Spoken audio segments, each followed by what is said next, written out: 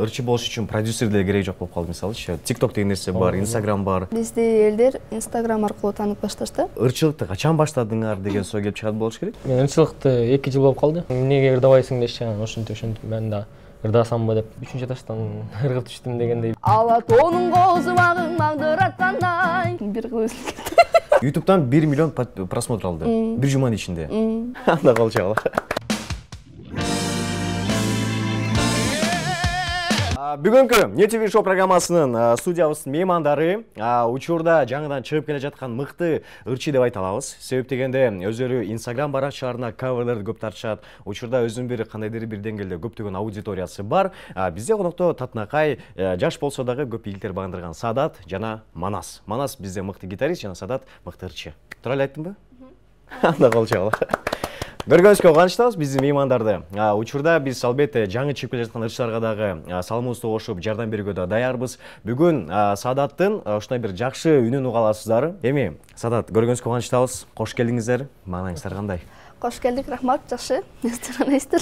Садатты негизи биз жаш ырчыга тартабыз. Өзү 19 жашта, Манас 18 жашта. Ырчылыкты качан баштадыңар деген соо келип чыгат болуш керек. Мен ырчылыкты 2 жыл болуп калды. Башкалар жакшы жердесиң, эмнеге ырдабайсың дешчи, ошентип мен да ырдасамбы деп. Азыр ырдап баштадыңар? 2 жыл болду ырдаганыма. Анан азыр мындай бир тенденция пайда болуп калбады, мисалы, ырчы болуш үчүн продюсерде керек жок болуп калды, мисалычы. TikTok деген нерсе бар, Instagram бар. Силерди эл кайсы жактан таанып баштады, Садат? Бизде элдер Instagram аркылуу таанып башташты. Апамдар айтып калышат да, сен бутуң баса элекке чейин тилиң сайрап ырдап чыккан депчи, жай рекламада ырлар болчу да. Бананы кокосы деген ырлар болуп чыккан, ошолорду мен болсо кайталап ырдай беришкен, бутуң баса электе тилим чыккан экен да. Анан детский садиктерде ырдап жүрдүм. Атам өзү музыкант болчу. Ошондо үйдө ата-энеңиз ырчы. Атаңыз тараптан? Атам тараптан ырчы. Чоң апабыз ырчы болгон экен. Анан чоң атам да комуз чертчү экен. Биздин ошо атам жактагы туулгандар, бүт аспаптарды слух менен эле чертип көтөрүшкөн. Ошондой тубакса талант болгон экен. Ошол талант мага дагы Кудай буйруп мага да келип калыптыр. Ата-энеңиз учурда көрүп жатса керек сизди дагы. Аябай бир сыймыктануу менен, ушундай бир кызым, мынакей балам дагы чыгып жатат буюрса эфирлерге деп. Манас, эми сен үйүңдө балким ырчылар барбы? Ата-энеңден ким ырдайт? Ырчылыкка баратканда кандай кабыл алышты? Ырчылыкка баратканда жакшы эле кабыл алышты. Атам өзү музыкант, бүт эле инструмент чертет, ырдап коет. Анан ошо атам эле, башка үй бүлөмдө музыкант жок. Биз бардык телекөрүүчүлөргө айтып өтөлү. Дал ошол Садат кантип ырдайт, кайсыл ырдарды жаңыртып берет экен алдыңкы мүнөттөрдү айтып беребиз. Балким телекөрүүчүлөр кызык болуш керек. Манас кайсыл жерден кулунуу, Садат кайсыл жерден болот дегендерге. Мен өзүм Чүй облусунун Белоцкий айылында 29-жылда жарык дүйнөгө келгем. Азыркы учурда 29-июнда. Июнда, мен 29-жылда деп атпаймынбы? 2002-жыл. Азыр 19 жаштамын. Манас сизчи? Мен деген Баткен облусунун Лелек районунун Кулунда айылынын кулуну болом. Кулунда айылынын кулуну. Сен качан билдиң мындай ырдай алат экениңди? Ырдай алат экенимди мектеп убагында. Мектептерде ырдап жүргөнсүң. Ал эми азыр мындай бир кумир туткан ошол балким Кыргызстанда барбы силерге? Кимди кумир тутасыңар? Балким кичинекей кезимде кумир туткандырмын. Азыр уже чоңоюп, акыл эс уже жайында болуп калгандан кийин уже дин жака убакыт өткөн сайын жакын болуп атам. Мен көп жерден айтып кетем, жана айтып келе берем, Мухаммед пайгамбарыбызга эле мен кумир тутам. Болду, ошол адам эле кумир тутам. Манас, пландар кандай болуп жатат негизи чыгармачылыкка? Кандай киришен деген ойлор бар балким? Балким ушул социалдык тармак жагы менен кетесизби, же болбосо продюсер табасызбы, мисалы, чоңураак сахнага чыгыш үчүн? Мен азыр эме кылам го дейм, социалдык тармактан эле пока что. 2 жылдай анан кийин табам го, эгер өзүм чыга албай калсам. Бар болсо, болсо мен турам го. Анда, мен оюмча бардык телекөрүүчүлөр көпкө күттүрбөй, Садат менен Манастан сураналы, кайсыл чарманы аткарып бересиздер азыр, кайсыл ырдан баштап бересиздер? Садат? Негизи бизди ушу попури ырыбыз менен жакшы кеткенбиз, жакшы болуп кеткенбиз деле. Биз достордун арасында жакшы болуп кеткенбиз деп кое беребиз. Анан бул өзү попури негизи 4-5 тилден ошо өз ойлонуп 4-5 тилге бөлгөнбүз. Орусча, кыргызча. Микс мындайчы. Микс деп коет. Анда эмесе болуп кеткен ырлардан бири болуп калат. Болуп кеткен ырлардан коет.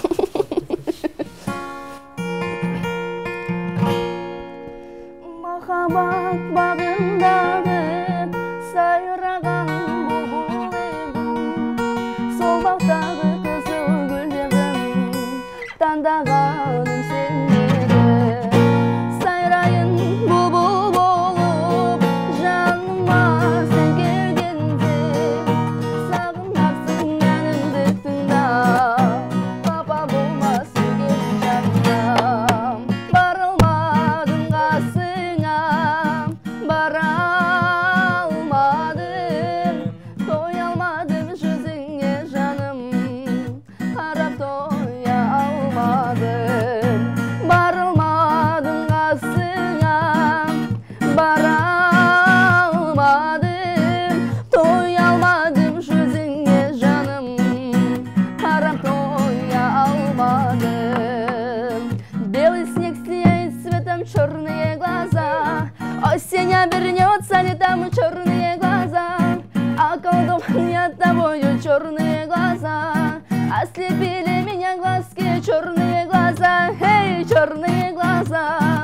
Вспоминаю, умираю, черные глаза, я только о тебе мечтаю, черные глаза, самые прекрасные черные глаза, черные глаза, черные глаза. Браво, браво. Мыкты, мыкты.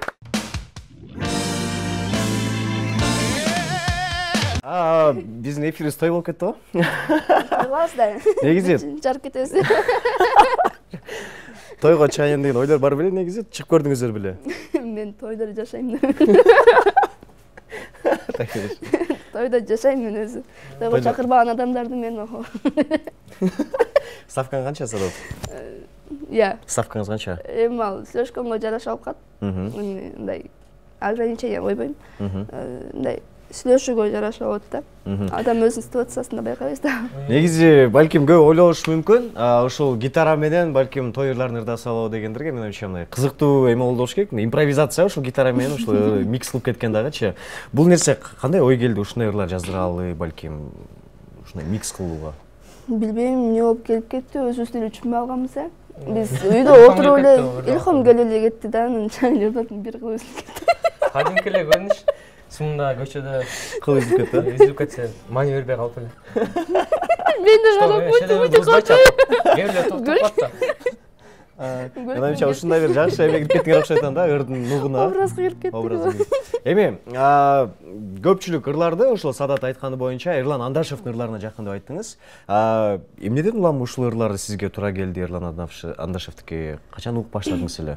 Мен негизи мурда эле окуп жүрчүмүн, анан негизи мындай качествого иштейликтен мурун телефон менен эле үйдө отуруп алып эле ырдай берчүмүн. Ал 2018-2017 жыл болчумун, 15-16 жаштагы кыз болчумун. Анан анда мен Россиянын Тюмень деген шаарында болчумун. Эжем экөөбүз ушул жакта, эжем иштеп, мен жөн эле эс алганы барып келгем. Жолдан, Инстаграмдан жакшы чыгып баштаганбыз. Ушу интервьюларга чакырып, Кыргызстанга барганда сиз барам деп ушинтип жүргөм. Анан ойдо жок жерден эле менин аккаунтум взлом болуп кетишкен. Ошондо мен чыгармачылыктан баш тарткам. Азыр эми чыгып баштадым. Бирок Кудай буйруса эмне взлом болушту эле ошол? Кандай болду эле? Мен классташ кызым бар болчу. Пароль сураган эмес, мага бир мындай ссылка эле жөнөтүп койгон да. Мен запростор эле карачу эмесмин да. Мага ушул ссылканы жөнөтүп, Садат мен ушундай жанагындай мындай детский батлдар боло берет го. Кимге голос жибересиң, анан анамна деп сен эме болуп койчу, сураныч сен уже звездасың го деген, анан макул деп ссылкасына кирсем эле, анан пароль жаз деп калды. Мен билген эмесмин да, парольду жазгандан кийин ваш аккаунт взломан деп чыгып калды. Ошондо эчтеке кыла албай калгам. Көрсө мен ошо аккаунтумду жакшы сактап калыптырмын да. Эгер жакшы сактап, жакшы эмелер менен мындай деп койчу эле, жана хакер деп койчу эле, хакерлер менен жакшы иштешсем, балким ошондо кайра мен аккаунтумду кайтарып берип коюшмак. Мен болсо андайлар менен иштешкен эмесмин, антип взлом кылат деген да билген эмесмин. Ошондон кийин кол үзүп коюп анан Ал канча подписчик бар эле? 20 000.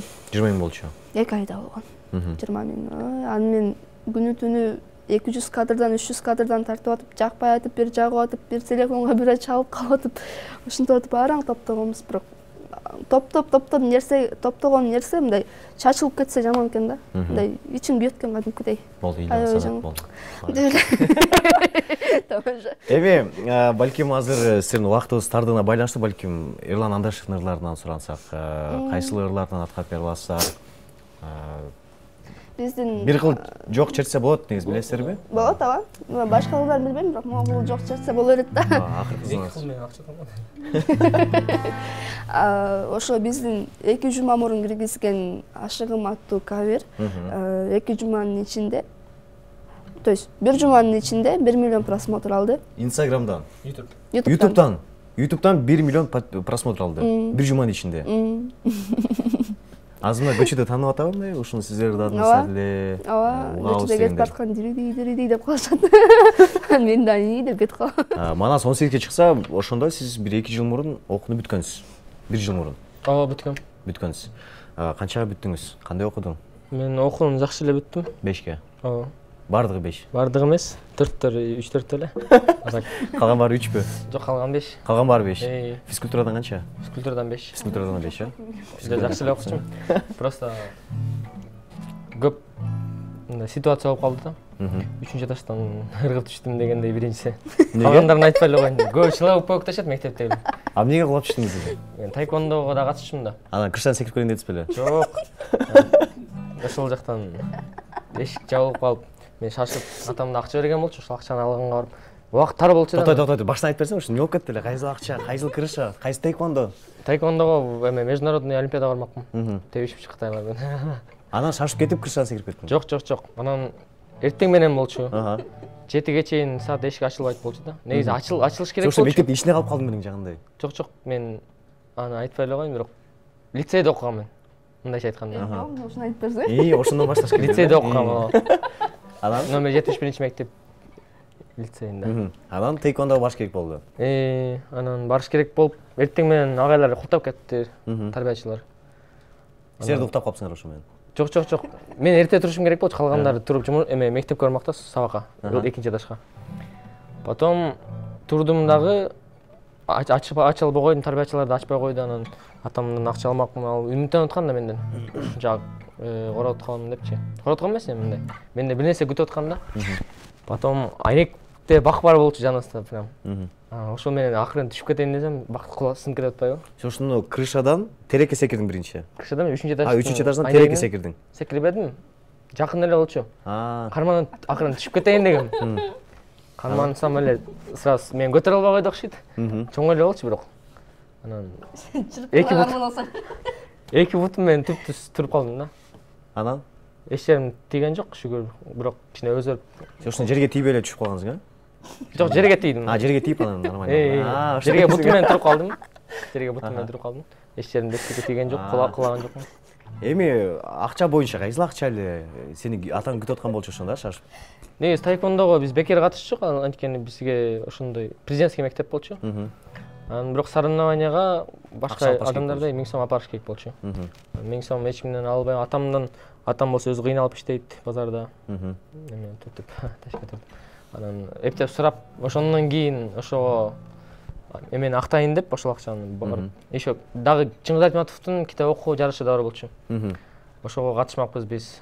Ошого да катышпай калдым. Негизи ошондо лицейде эң активист сен болчу экен. Жок, активисттер көп бар болчу, классташтарым. 11-чи Б деген барыбыз. Ошо жакшы класс болчу да, 11-чи Б деген. Анан ошол күнү Жафар деген досум 50 000 күтүп алды. Ал кыргызчасына катышты, Чыңгыз Айтматов. Мен орусчасына катышмакмын, мен да утмакмын го дейм. Бирок ошондой болуп калды. Ортуда болбой калды. Тайквондо көп жылдан бери катышасың ошондо? 3 жыл катышкам. 3 жыл, Азыр негизи Манас өзүнүн эмесин көрсөтүп бермек, искусствосун. Көп Бегимай деген ырдашат да. Анан ал деген легенда болуп калды го дейм. Анткени ар бир адамдын оозунан чыкпай баарына жагат. Мен ырдап коеюн, ак жолдо аянтпай коеюн. Анда ошол ырга кезип берели, кеттик. Ырдашып турсам болот.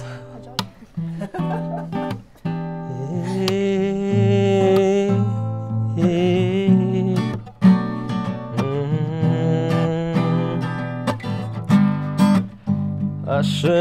begma begma begma, asılım menina menina menina. Raymalın bolun senin ay senin ay, begma begma begma begma.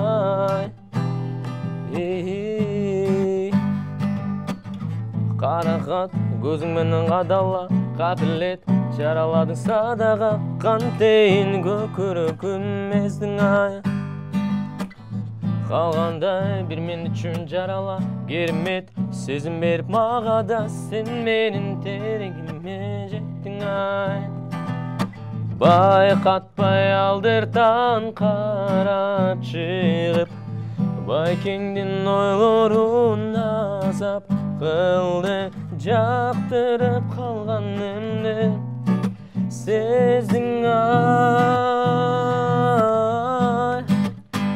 асылым сездің ай сездің ай сездің ай жүрегім ездің ай ездің ай ездің ай раймалың болын сенің ай сенің ай бегім ай бегім ай бегім ай.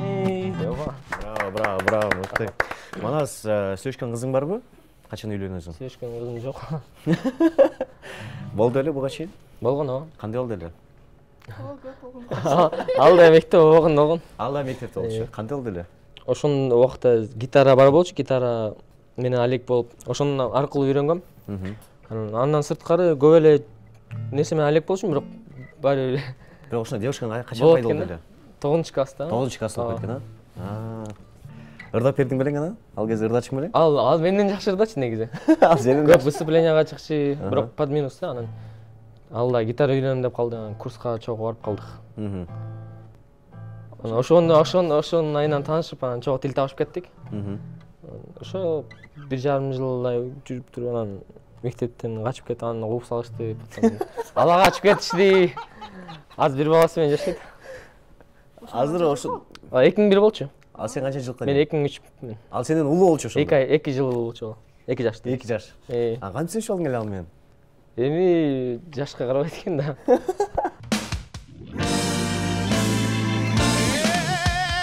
Азыр дал ушул мынакей кийинчерээк YouTube'дан да көрүп калсаңыздар, ылдый жагына Манастын, Садаттын Instagram белгилеп коебуз. Кирип Манаска жазсаңыздар болот. Жүрөгү бош, шок жигит, ырдайт, крышадан да жакшы секирет, тейквандист, бүт демен баары таланттын ээси.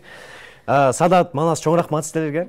Ыраазычылык билдиребиз. Балким каалоо тилектер бар болсо, кайрылуу бар болсо элдерге мынакей камера сиздерде, элдерге кайрылуу жасап, каалоо тилек кетсеңиздер болот. Көрүүчүлөргө каалап кетерим. Албетте баарыңар эле чыккыла. Бизге окшоду. Ошол телеканалды көрүп жаткан көрүүчүлөрдүн баардыгына жалпы эле кыргыз элине эң биринчи очередте ден соолук каалайбыз. Ден соолук болсо баардыгы болот. Жана жүрөктө ыйман болсун. Жүрөктө ыйман болсо баардыгы жакшы болот. Дин менен жашаган адам эч качан кор болбойт десек болот. Чоң рахмат силерге дагы. Бүгүнкү биздин конокто ушул жаш ырчы, таланттуу кыздар балдар болду. Саадат жана Манас келип берди. Ыраазычылык билдиребиз силерге. Ийгилик каалайбыз. Буюрса эми бул балким башталыш болсун силердин карьераңыздардын. Кийинчерээк миллион подписчиктеринен көрүп калабыз силерден. Ийгилик каалайбыз. Манас сизге да ийгилик каалайбыз. Биз сиздер менен коштошобуз. Арсен Султанов New TV Show программасы болду. Буюрса кийинки эфирден көрүшкөнчө бар болуңуздар, кайгырбаңыздар, ар дайым жылмайыңыздар.